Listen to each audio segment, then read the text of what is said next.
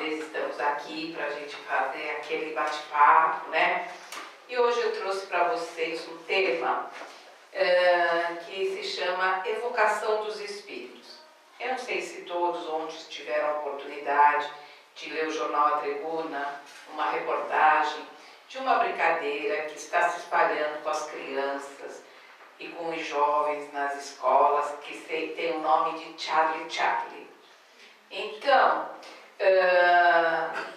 essa brincadeira tem levado muitas crianças ao pânico, à histeria. Inclusive tem escolas que eu li na internet que tiveram até que chamar a polícia porque não sabem como vão conter, porque as crianças ficam com uma agressividade incomum, falam de maneira diferente, uns vomitam, desmaiam.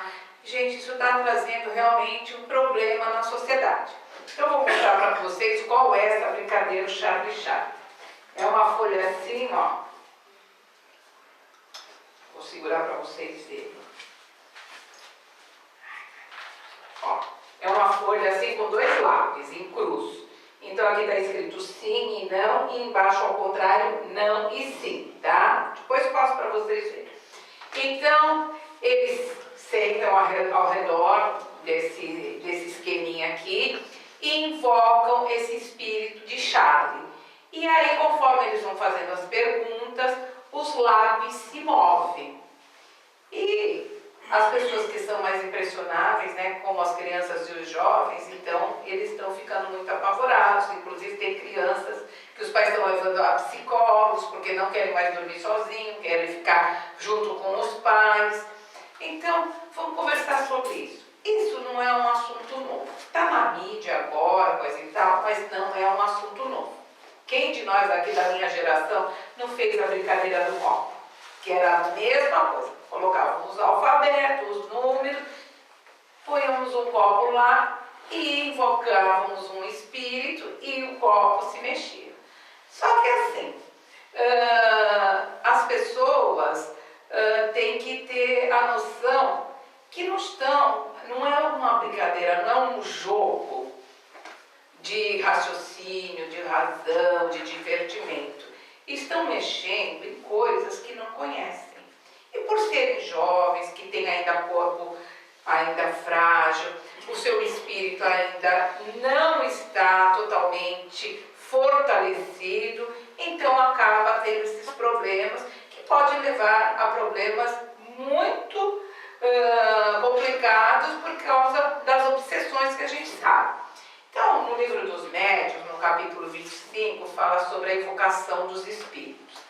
Então, ali eles nos explicam que não é proibido evocar os espíritos, que nós podemos evocar qualquer espírito. Então, podemos evocar de pessoas ilustres, dos nossos familiares, recém-desencarnados, mas eles não recomendam. Por quê? Imagina só nós numa reunião, nos reunirmos e evocarmos um espírito que se suicidou. Ora, nós sabemos que um espírito que comete esse ato é um espírito que está totalmente em desequilíbrio com ele mesmo. E como ele pode ocorrer a nós se ainda ele não sabe nem o que está passando com ele? Como muitas pessoas gostam, né, principalmente esses médiuns fantasiosos, gostam de ir na televisão, dizer que recebe mensagem dos artistas, por e tal. Gente, não é bem por aí. Então, o Kardec, através do livro dos médiuns, ele nos ensina que as manifestações têm que ser espontâneas. Por quê? Porque quando nós nos reunimos em uma sessão mediúnica e espírita, os espíritos que ali vêm, eles já estão preparados para naquele dia, naquele momento, naquela noite ou naquela tarde, darem a sua mensagem, serem atendidos, esclarecidos, amparados. Porque numa sessão mediúnica não vem só o espírito para dar mensagens maravilhosas. A maioria dos irmãos que vêm são espíritos que nós, entre aspas, chamamos de sofredores. Por quê? Porque realmente estão sofrendo.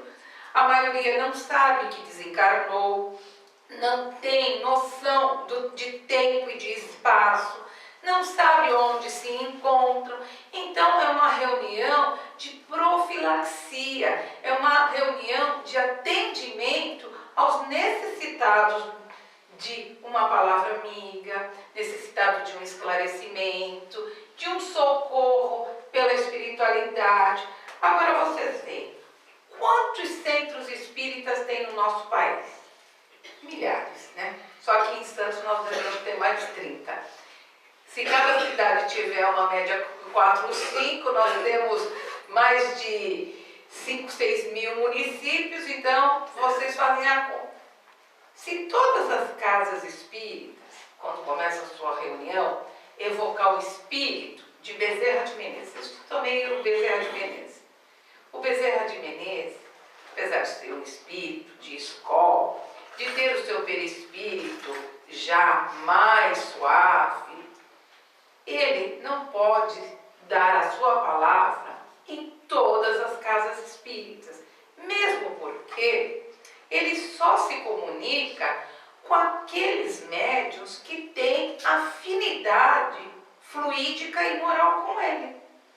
Nós sabemos que Bezerra de Menezes, ele comanda uma legião de 10 mil espíritos que se consagram ao trabalho junto a ele, e esses espíritos, quando é evocado a corrente de Bezerra de Menezes, algum desses representantes da corrente de Bezerra de Menezes vai estar presente naquele ambiente, desde que seja uma reunião de cunho sério e moral. Os bons espíritos, eles não vão onde tem a curiosidade. No tempo de Moisés, Moisés proibiu a comunicação com os espíritos. Está na Bíblia isso. E o espírito de Humberto de Campos, ele nos esclarece que no tempo de Moisés, a população que ele comandava ali estava assim, muito distante dos ensinos morais. Então, Moisés foi levado até a espiritualidade e lá ficou combinado com ele que as pitonisas, que eram as médiuns daquele tempo, que eram chamadas pitonisas, elas iam ser responsáveis de receber da espiritualidade 80% das comunicações de cunho moral, evangélico, social. Mas o que aconteceu? Com o decorrer do tempo, essas pitonisas, elas se envaideceram pela grande procura que tinham. E as pessoas que acorriam até elas não estavam lá para receber uma comunicação evangelizadora. Eles iam lá à procura de coisas materiais. Então, como eles poderiam ganhar a guerra? Onde encontrar tesouros? E aí veio a ordem da espiritualidade a Moisés, que não poderia continuar assim. Por quê? Porque o rumo do caminho estava sendo desviado. Quando Jesus se reuniu no Monte Tabor com Pedro, Tiago e João, no momento que eles estavam ali em preces, veio o espírito de Elias e de Moisés. E naquele momento, ali, perante o Mestre, Jesus, Moisés liberou a comunicação, né? Porque Jesus já falava do intercâmbio da vida, então, como existia essa proibição, então naquele momento o espírito de Moisés liberou essa proibição e daí começou a trajetória que nós conhecemos até hoje. Mas vocês vão falar para mim, gente, mas o espiritismo não começou com o fenômeno das mesas girantes? É verdade. Foi o pontapé inicial da doutrina espírita, foram esses fenômenos das mesas girantes, que aconteciam nos salões sociais lá em Paris. Porque o pessoal daquela época já estava cansado, porque vocês sabem, a França, né, era uma época de efervescência da cultura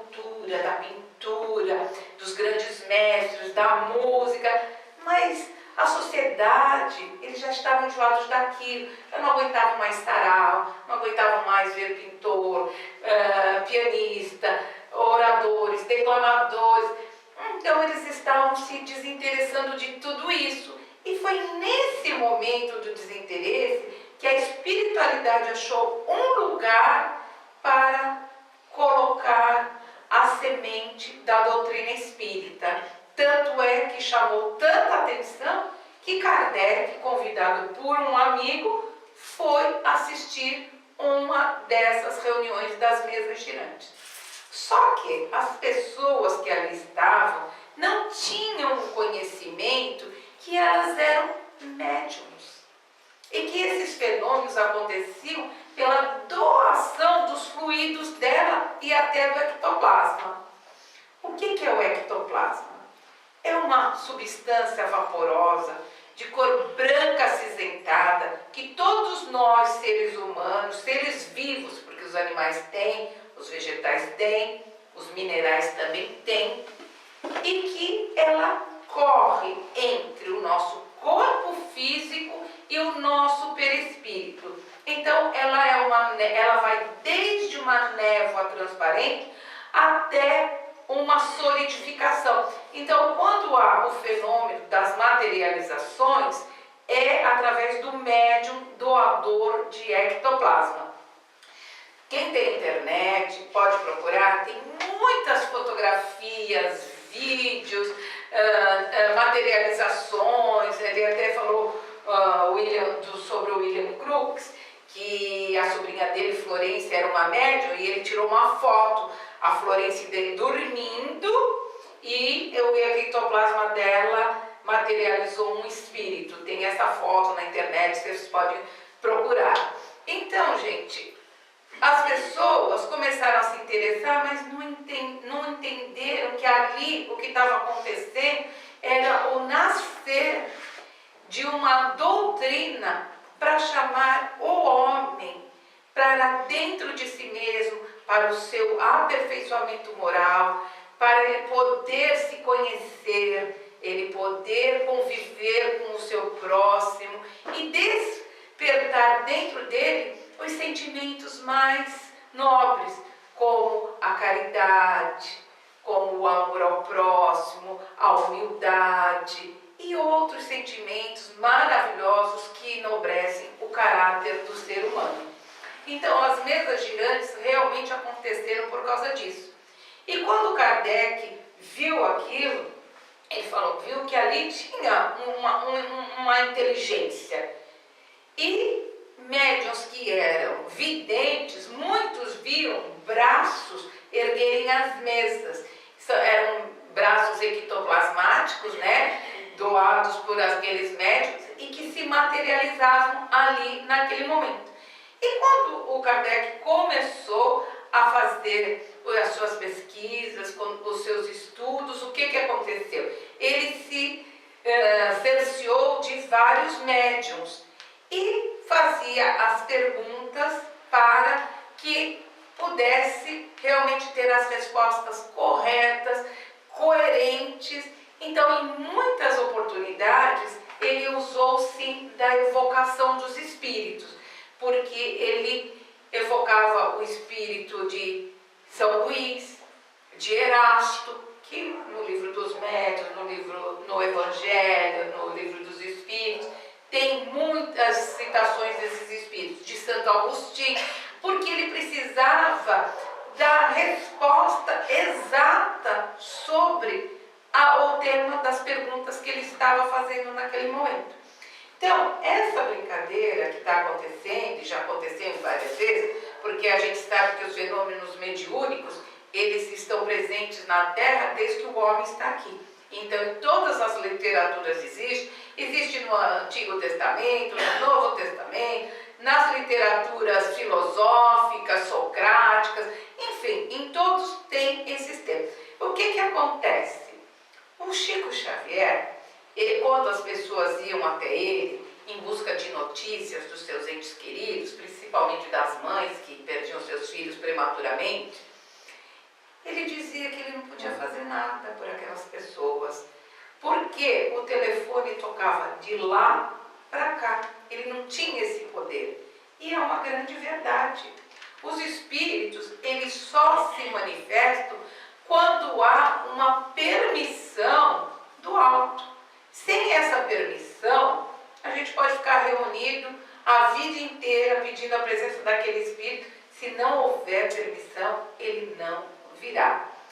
E muitas pessoas que gostam de fazer esse tipo de evocação, a maioria das vezes, não é para saber nada. A maioria das vezes é para saber coisas da sua vida material. Para pedir auxílio nas coisas, para faço um negócio ou não faço, mudo de trabalho, não mudo, caso ou não caso. Gente, os espíritos não estão aí para isso. Por quê? Nós também somos espíritos, temporariamente encarnados. Nós gostamos que alguém dê palpite na nossa vida? A gente não gosta. Né? A gente não gosta que dê palpite na nossa vida. Por quê? Porque nós temos razão. Então, como que os espíritos vão, se eles são os primeiros que respeitam o nosso livre-arbítrio? Imagina se um espírito dá um conselho, eu pergunto para ele, olha, eu vou fazer uma viagem de avião, vai durar 30 horas, será que o avião vai cair? Ele fala para mim, não. Eu vou lá toda feliz, quando falta 1 hora para o avião pousar, pum, cai. Eu já vou para o plano espiritual, querer correr atrás desse espírito e, ó, dar um pau nele. Ele falou para mim que ia dar tudo certo. Gente, olha como a gente tem que ter responsabilidade. Olha como nós temos que ir em lugares, frequentar lugares onde exista um respaldo doutrinário. Muitas pessoas ainda gostam de fazer reuniões mediúnicas nas suas casas. É proibido, gente? Não é proibido. Nada é proibido. Na doutrina espírita não diz é proibido. Mas se diz assim, tudo é permitido, mas nem tudo nos convém. Né? O apóstolo Paulo é o autor dessa frase.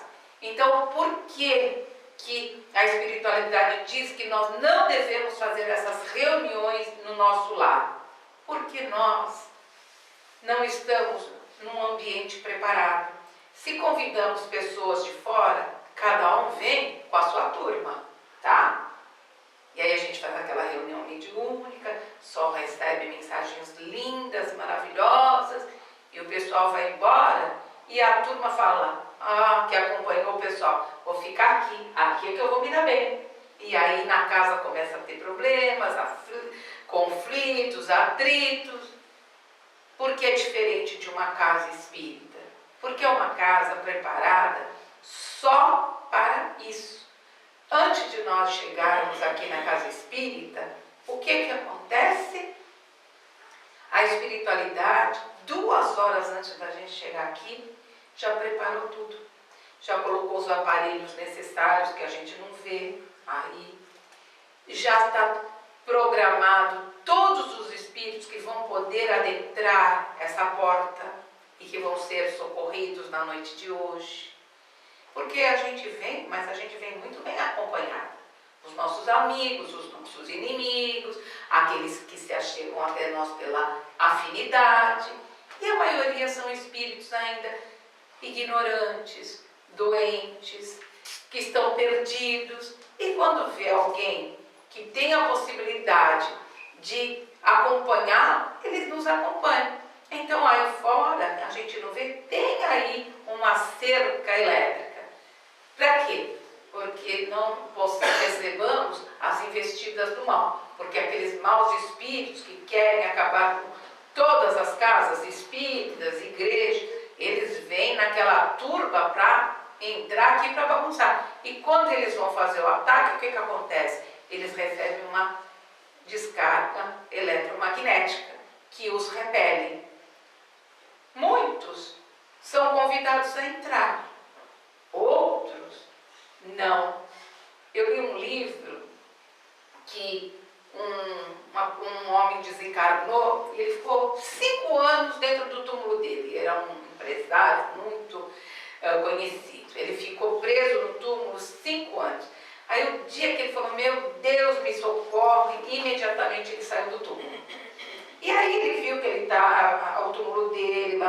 no cemitério da Consolação, lá em São Paulo e tal. Aí ele começou a caminhar na rua. E aí ele via aquele trânsito, ele correu para onde? Para a casa dele. Quando chegou lá, a mulher dele já tinha casado de novo com o gerente da empresa dele. Os filhos tinham casado. Aí ele ficou muito bravo, me esqueceram, estou depressa, coisa e tal. Correu para a casa do filho. Quando ele chegou na casa do filho, não deixaram ele entrar. Era aqueles espíritos inferiores, falaram, não, você não pode entrar aqui, mas aqui é a casa do meu filho. Ele falou, você não sabe o que acontece aqui dentro. Então o filho e a nora, durante a noite, no sono físico, eles participavam de orgias. E os filhos pequenos eram trancados no quarto onde dormiam as crianças, e ali tinha uma proteção que esses espíritos não podiam ir nas crianças. Por quê? Porque a avó orava muito pelos netos, então as crianças eram protegidas. E aí ele saiu de lá, os espíritos queriam pegar ele correu para uma igreja, enfim. Até que um dia tiraram ele dentro dessa igreja e levaram ele convidaram ele para ir para uma casa espírita.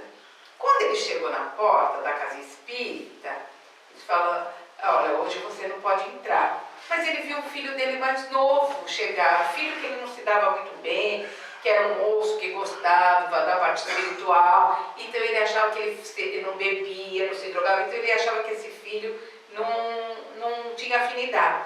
Ele falou, mas aquele é meu filho. O que ele faz aqui? Ele é um trabalhador dessa casa.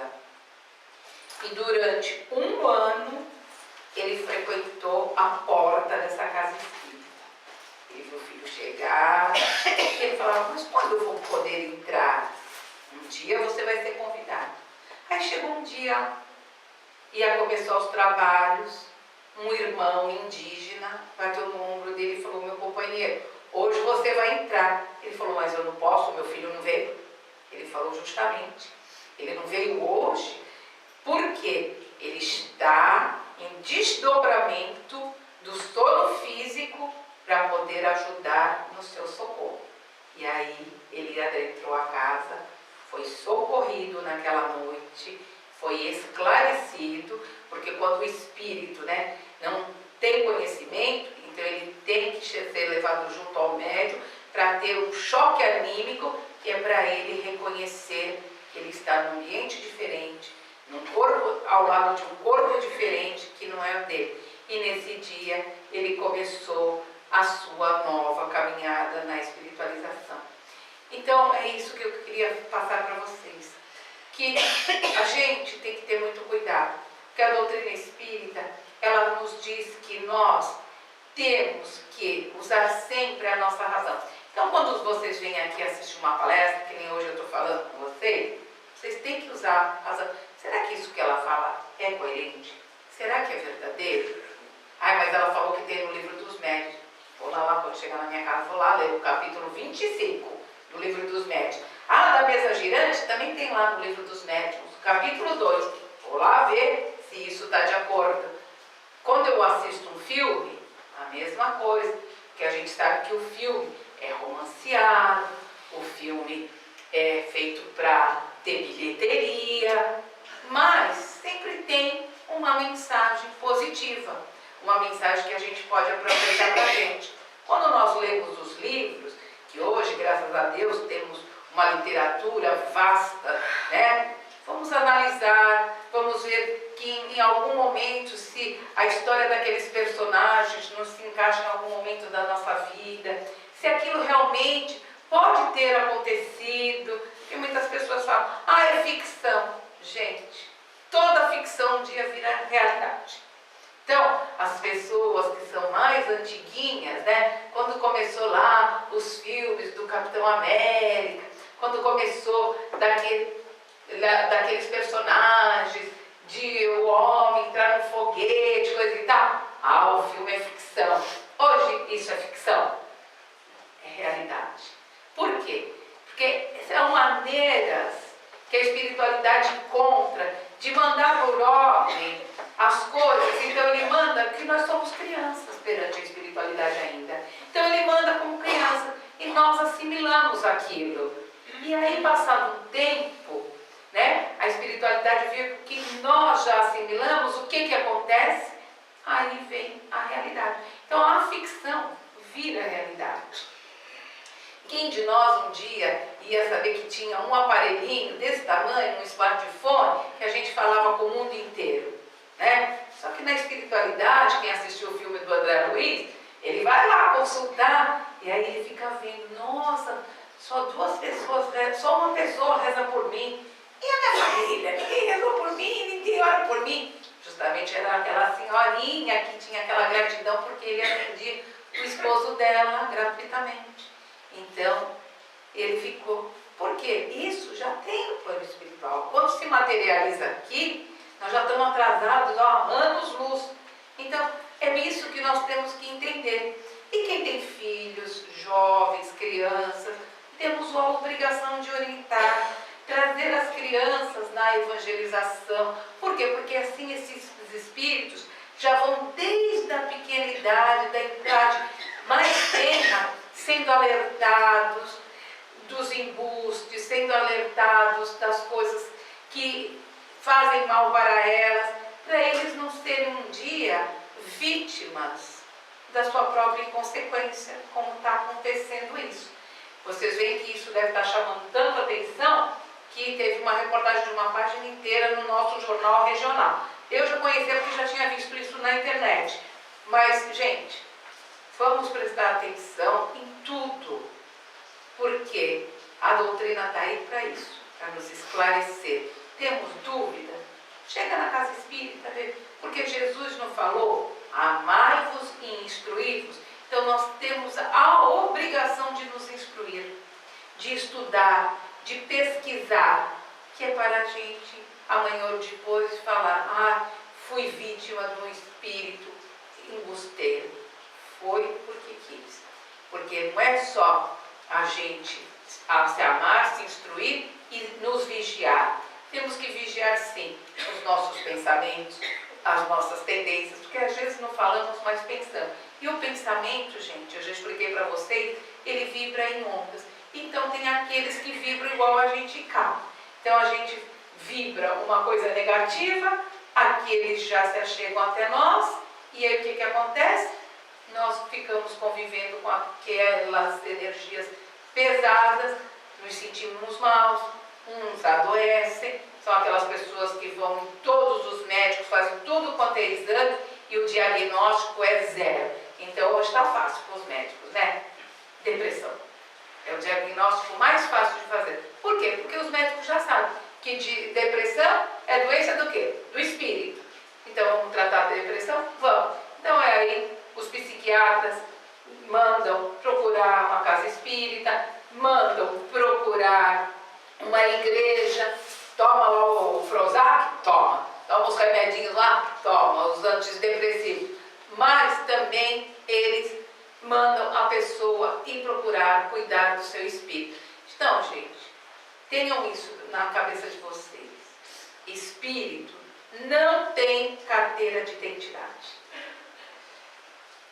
Então, não vamos ficar assim, deslumbrados quando o Espírito se apresenta com um nome pomposo. Gente, a pompa fica no túmulo. Os nossos nomes, sobrenomes ficam no túmulo, naquela plaquinha lá que coloca o nosso nome lá. É lá que fica tudo. Agora, a nossa essência, essa é que vai para a espiritualidade. É essa que vai para Deus. E a nossa bagagem, ou ela vai leve, ou ela vai pesada, de acordo com o mérito e o procedimento de cada um. Então, se nós queremos chegar lá com uma bagagem razoável, vamos fazer a nossa tarefa hoje. Se nós queremos chegar lá com a nossa bagagem vazia, vamos lá para o último da fila, da reencarnação, e a espiritualidade nos vai falar, vai e começa tudo outra vez. E é isso a nossa mensagem da noite de hoje. Gente, não deixem de se espiritualizar, que o melhor livro de cabeceira que existe É esse aqui, gente. Esse tem que estar na nossa cabeceira a nossa vida toda, o Evangelho. Aqui tem todas as respostas para as nossas dúvidas. Aqui tem todos os ensinamentos para o nosso aprendizado. Aqui tem todos os caminhos que nos levam